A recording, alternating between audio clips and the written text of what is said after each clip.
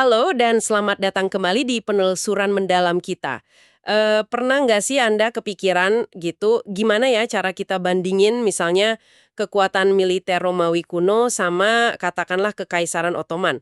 Bukan cuma soal siapa menang siapa kalah ya, tapi lebih ke potensi totalnya gitu, kemampuan mereka buat ngerahin kekuatan. Nah, kali ini kita mau coba dalemi satu aspek kunci nih, yang sering banget nentuin naik turunnya peradaban kapasitas perang atau war making capacity. Kita bakal banyak ngacu ke bab 5 bukunya Ian Morris, The Measure of Civilization. Dia coba ngukur ini sebagai bagian dari perkembangan sosial. Jadi misi kita kali ini adalah ngebongkar gimana sih cara Morris ngukur sesuatu yang kayaknya rumit banget ini. Terus kita lihat polanya gimana selama ribuan tahun, terutama perbandingan antara yang dia sebut peradaban barat dan timur. Dan kenapa sih ini penting buat kita pahami alur sejarah? Oke, siap ya. Mari kita mulai bedah bareng-bareng. Siap. Ya, konsep kapasitas perang ini emang penting banget di kerangka pikirnya Morris. Soalnya, dia ngelihat perkembangan sosial itu sebagai kemampuan kolektif sebuah masyarakat buat, ya kasarnya, ngatur dirinya sendiri gitu. Menguasai lingkungan fisik dan intelektualnya. Nah, kapasitas perang ini jadi salah satu cermin paling jelas dari kemampuan itu. Seberapa efektif sih satu kelompok bisa ngumpulin sumber daya, teknologi, sama orang-orangnya buat tujuan militer? Gitu kira-kira. Oke. Jadi bukan sekedar punya tentara banyak atau senjata canggih di satu waktu ya, tapi lebih ke sistem di belakangnya itu, kemampuan buat memerahkan semua potensi itu. Tapi jujur nih, perang itu kan kompleks banget ya. Iya, betul. Ada moral pasukan, ada pemimpinnya jago atau enggak, cuaca, untung-untungan. Gimana caranya sih bisa disederhanain jadi angka doang? Kayaknya susah banget. Nah, itu pertanyaan bagus banget. Dan emang itu tantangan utamanya. Morris sendiri juga ngakuin kok keterbatasannya. Ya nggak mungkin lah nangkap semua nuansa perang cuma dalam satu angka. Yang dia coba itu bikin semacam indeks. Ukuran proksi gitulah. Jadi meskipun kasar, bisa dibandingin lintas waktu dan tempat. Dia pecah jadi beberapa komponen. Daya tembak, logistik, jangkauan kekuatan, teknologi, organisasi. Terus dia kasih skor maksimal 250 poin buat kapasitas perang ini. Dari total 1000 poin, indeks perkembangan sosialnya dia. Oh, jadi bagian dari skor yang lebih besar ya? Betul. Dan kuncinya itu metode relatif. Jadi dia netapin satu titik acuan tertinggi yang kita tahu sekarang, yaitu kapasitas perang gabungan negara-negara barat ya, terutama Amerika Serikat dan sekutunya lah, di tahun 2000 Masehi. Itu dikasih skor penuh, 250. Nah, kapasitas peradaban lain di masa lalu itu diukurnya sebagai proporsi dari puncak modern ini. Jadi ini bukan angka absolut ya, tapi perbandingan skala relatif. Dibandingin sama kekuatan militer paling dahsyat yang pernah ada sejauh ini. Oke. Jadi kayak semacam cara buat megang konsep yang abstrak ini gitu ya, biar bisa dibandingin gitu. Meskipun ya pasti realitasnya jauh lebih rumit. Saya jadi ingat beberapa board game strategi perang yang kompleks, kayak seri Great Battles of History itu. Oh iya. Anama juga coba ngasih nilai numerik tuh ke unit, moral, logistik biar bisa disimulasiin. Tujuannya sih beda ya, tapi logikanya mirip lah. Ngurangin kompleksitas biar bisa dibandingin. Nah, terus nih, yang bikin kaget dari hasil pengukuran Morris ini apa? Pas kita lihat datanya sepanjang sejarah gitu. Nah, ini nih yang bener-bener bikin saya, wah, kaget banget pas baca. Data Morris itu nunjukin ada lonjakan kapasitas perang di abad ke-20 yang gila banget skalanya. Jauh melampaui semua peningkatan di era-era sebelumnya. Bahkan kalau digabungin semua juga kayaknya kalah jauh. Kita ngomongin perubahan skala yang masif banget. Coba deh bandingin senapan M16 zaman Perang Vietnam. Itu bisa muntahin 700 sampai 950 peluru per menit. Bandingin sama Lee Enfield, andalannya Inggris di Perang Dunia Pertama. Dulu itu udah dianggap hebat banget, tapi cuma 20-30 peluru per menit. Kontrasnya emang luar biasa sih. Atau lihat artileri deh. Meriam French 75 tahun 1897 itu udah kayak keajaiban teknologi waktu itu. Karena sistem recoil-nya cepat. Tapi coba bandingin sama howitzer M777 modern sekarang. Udah pakai pemandu GPS, bisa nembak target seukuran mobil dari jarak 24 km. Akurasinya cuma meleset beberapa meter. Wah, Beda banget kan daya hancur sama presisinya? Nggak kebayang lah seabad sebelumnya. di laut juga gitu kan ya. Kapal layar andalannya Nelson, HMS Victory abad ke-18, itu udah puncak teknologi kapal perang kayu. Tapi bandingin sama kapal tempur pra-dreadnought di awal abad ke-20. Udah pakai baja tebel, mesin uap, bawa torpedo, meriamnya jauh lebih gede dan akurat. Lompatannya eksponensial banget. Nah, Estimasinya Morris itu, kapasitas perang tahun 2000 itu bisa sampai 50 kali lipat dibanding tahun 1900. 50 kali lipat loh. Wow, 50 kali. Itu gila banget ya skalanya. Iya, memang angkanya kedengarannya fantastis.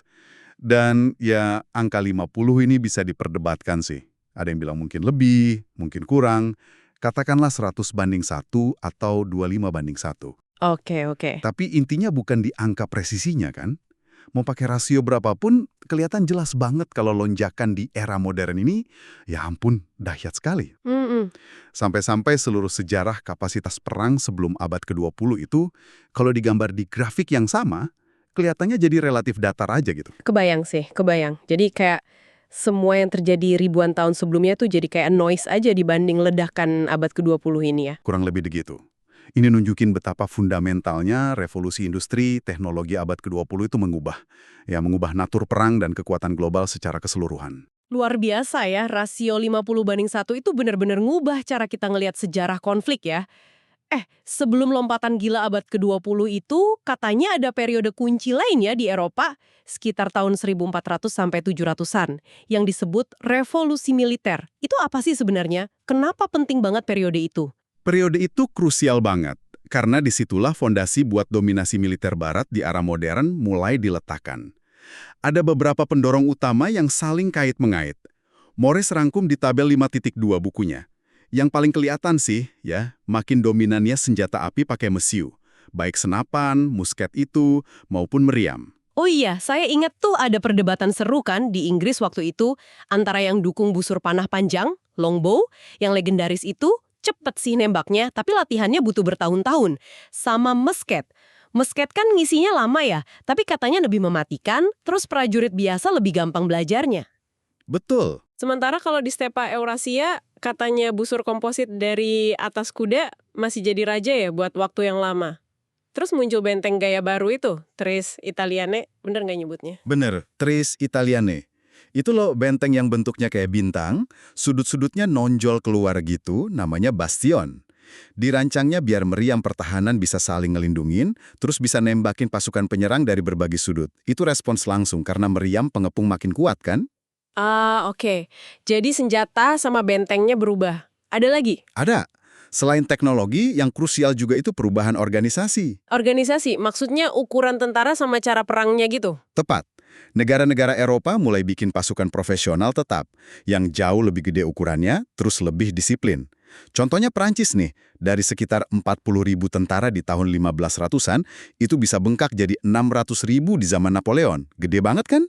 Gede banget. Kekuatan maritim Eropa Barat, Spanyol, Belanda, Inggris, Prancis, mulai nyalip kekuatan tradisional kayak Ottoman di Mediterania. Mereka mulai bangun jangkauan global. Oke, jadi teknologinya baru, organisasinya baru, pertanyaan besarnya nih, kenapa kok revolusi ini meledaknya justru di Eropa Barat waktu itu? Bukannya misalnya China udah lebih dulu kenal mesiu?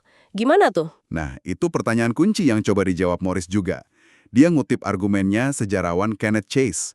Menurut Chase, ada 3 faktor unik di Eropa. Pertama, soal letak geografis. Eropa kan relatif jauh ya dari ancaman utama kavaleri nomaden stepa. Musuh utamanya negara Eropa, ya tetangganya sendiri yang umumnya ngandelin infanteri. Nah, senjata api awal yang ngisinya lama itu ternyata lumayan efektif buat ngelawan formasi infanteri yang rapat. Tapi mungkin kurang efektif kalau buat ngelawan kavaleri panah nomaden yang lincah banget itu. Oh, jadi konteks ancamannya beda ya sama China atau Timur Tengah yang lebih sering langsung hadap-hadapan sama pasukan kuda dari stepa. Bisa dibilang gitu. Faktor kedua, Eropa waktu itu penuh banget sama kota-kota berbenteng. Kota-kotanya relatif kaya dan mandiri. Nah, ini jadi target empuk buat artileri pengepungan. Sekaligus juga mendorong lomba inovasi antara teknologi meriam sama desain benteng, kayak Tres Italien tadi. Oke, masuk akal. Terus yang ketiga? Faktor ketiga, dan ini mungkin yang paling penting, fragmentasi politik Eropa. Gak ada satu kekaisahan dominan kayak di China. Eropa itu pecah jadi banyak negara yang saingannya ketat banget, saling curiga, saling perang. Nah, persaingan tanpa henti ini yang justru jadi pemicu spiral inovasi militer. Tiap negara harus terus adaptasi, ningkatin kemampuan perangnya, biar nggak kalah sama tetangganya. Wah, menarik banget ini. Jadi justru karena pecah dan saling bersaing itu ya yang bikin maju militernya. Oke, kita udah lihat lompatan gila abad ke-20, terus revolusi sebelumnya di Eropa. Kalau kita tarik lebih jauh lagi ke belakang, ke zaman kuno gitu, apa kapasitas perang itu naik terus dari awal peradaban? Ada kenaikan sih pastinya, tapi polanya beda. Di awal peradaban Mesopotamia, kita lihat muncul formasi tempur yang terorganisir, sekitar 2.500 SM. Terus ada tentara profesional pertama zaman Sargon dari Akkad, sekitar 2.350 SM. Kemudian kereta perang jadi kekuatan elit, sekitar 1.500 SM. Disusul sistem tentara berbasis pajak kayak di Assyria, sekitar 750 SM. Terus armada laut permanen punya Yunani dan Fenisia, sekitar 500 SM. Ukuran pasukannya juga makin gede kan? Dari ribuan zaman Sargon, puluhan ribu di pertempuran Kadesh, sampai ratusan ribu di kekaisaran gede kayak Persia, Roma, atau Han di Cina. Tapi kayaknya ada batasnya gitu ya. Nggak terus-terusan naik drastis. Tepat sekali. Ini salah satu temuan menariknya Morris. Setelah periode pertumbuhan awal yang lumayan cepat, kira-kira sampai 500 SM di barat dan 100 SM di timur. Kapasitas perang di kedua pusat peradaban ini kayak nabrak langit-langit keras gitu. Istilahnya military hard ceiling. Langit-langit keras. Iya, selama hampir 2000 tahun, dari puncaknya Roma dan Han sampai menjelang revolusi militer Eropa tadi, skor kapasitas perang versi Morris itu relatif stagnan. Cuma main di kisaran 0,08 sampai 0,12 lah kalau dikonversi ke skala 1,0 ya. Jadi kayak ada tembok nggak kelihatan gitu ya, yang ngebatasin kemampuan peradaban agraris praindustri buat perang lebih dahsyat lagi. Seolah-olah mereka udah mentok gitu ya, memaksimalkan potensi teknologi logam, logistik pakai hewan, sama organisasi sosial zaman itu buat perang skala besar. Gitu maksudnya. Analogi tembok atau langit-langit itu cukup pas sih. Batas itu baru bisa benar-benar didobrak sama revolusi industri, yang nyediain sumber energi baru, batu bara, minyak, terus cara organisasi baru, pabrik, negara modern. Nah, itu yang memungkinkan pengarahan kekuatan dalam skala yang nggak pernah ada sebelumnya. Oke.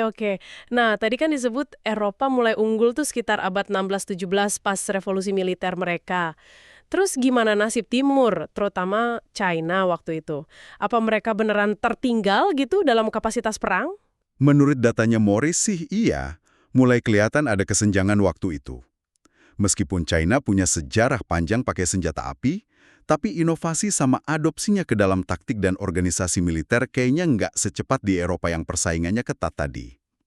Jepan juga sempat inovatif banget di abad ke-16, pas zaman perang saudara Sengoku sama invasi ke Korea itu. Tapi habis itu, di bawah keshogunan Tokugawa mereka malah sengaja bekuin perkembangan militernya demi stabilitas dalam negeri.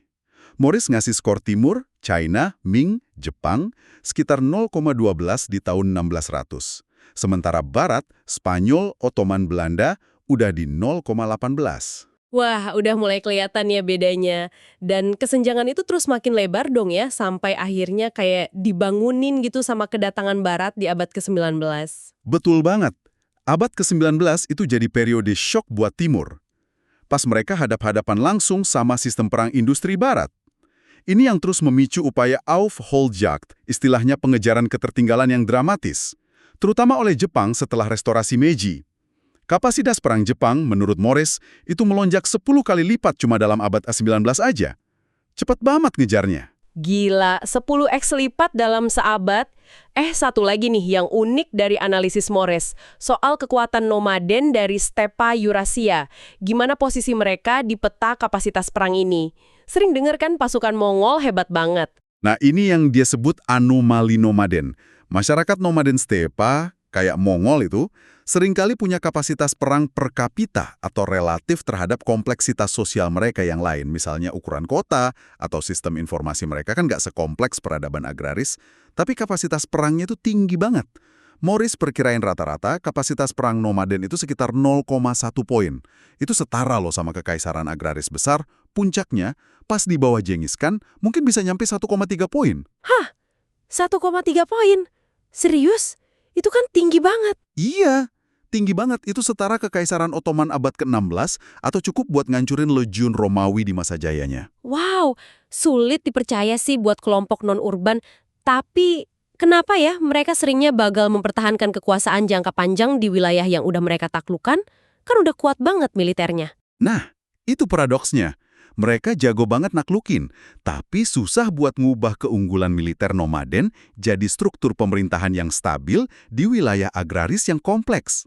Cuma kelompok semi-nomaden aja yang berhasil, yang bisa berasimilasi terus bangun dinasti yang tahan lama, kayak Xianbei yang diriin dinasti Sui Tang atau Jurchen, Jin, atau Manchu, Qing di China.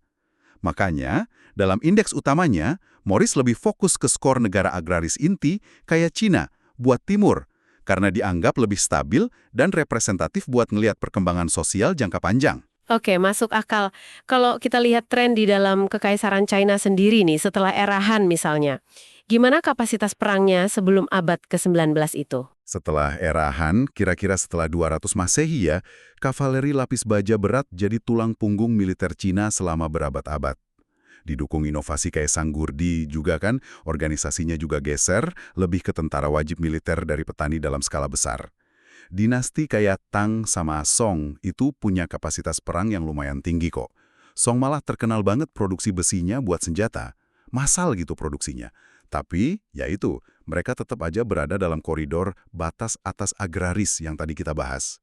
Nggak bisa nembus langit-langit itu. Dinasti Qing Manchu di abad 17-18 awalnya dianggap lumayan efektif secara militer buat ngelola kekaisaran yang luas banget. Mungkin lebih baik dari dinasti Ming di akhir-akhir. Tapi ya akhirnya kewalahan juga pas ketemu teknologi sama organisasi militer barat di abad ke-19.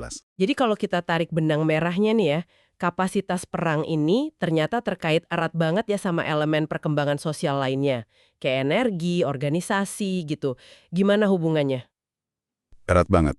Pertama, jelas banget bergantung sama energi. Kalau lihat grafiknya Morris, gambar 5.17, 5.18, kelihatan banget gimana sedikit aja peningkatan dalam kemampuan ngambil energi per kapita, itu bisa ngasilin lompatan kapasitas perang yang jauh lebih gede. Terutama setelah revolusi industri, energi itu kayak bahan bakarnya lah. Kedua, terkait sama organisasi sosial. Sampai abad ke-20, ukuran kota terbesar itu sering jadi cerminan kekuatan politik sama militer. Ibu kota yang gede biasanya nunjukin administrasi militer yang kuat juga. Tapi kayaknya hubungan sama energi lebih kuat ya daripada hubungan sama ukuran kota, terutama di era modern. Kelihatan dari lonjakan skornya tadi. Tepat sekali. Ini temuan yang menarik banget. Revolusi industri sama energi fosil itu ngasih dampak yang jauh lebih gede ke kapasitas perang.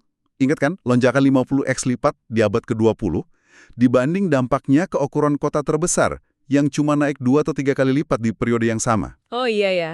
Ini nunjukin gimana teknologi baru itu memungkinkan mobilisasi energi buat perang, sampai melampaui batas-batas organisasi perkotaan yang tradisional.